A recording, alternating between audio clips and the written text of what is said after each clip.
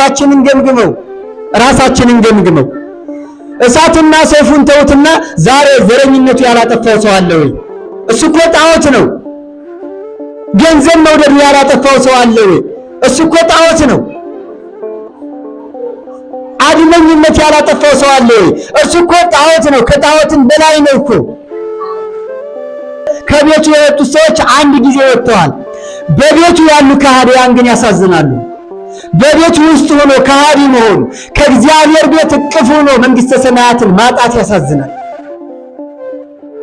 ጣዖት አላመልክም እያሉ ጣዖት አምላኪ ሆኖ መገኘት፣ እኔ ዘሬ አንድ ሰው ነው እያሉ ዘረኛ ሆኖ መገኘት፣ እኔ ሥጋና ደም የተቀበልኩ ቆራቢ ነኝ እያሉ የሚካሰስ ፍርድ ቤት ለፍርድ ቤት የሚዞር ሆኖ መገኘት፣ እርሱ ነው ጣዖት ማለት።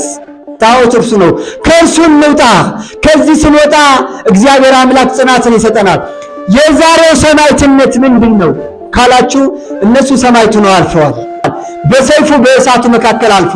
የኛ ሰማዕትነት ምንድን ነው? ከዘረኝነት መውጣት። የኛ ሰማዕትነት ምንድን ነው? ከሐሜት መውጣት። የኛ ሰማዕትነት ምንድን ነው ካላችሁ፣ አሁን ላይ ከገንዘብ መውደድ መውጣት፣ ወንድሜን እህቴን ማለት ነው የኛ ሰማዕትነት የሚሆነው። እግዚአብሔር አምላክ በዚህ ሰማዕትነት እንድናልፍ የእርሱ ቅዱስ ፈቃዱ ይሆንልን።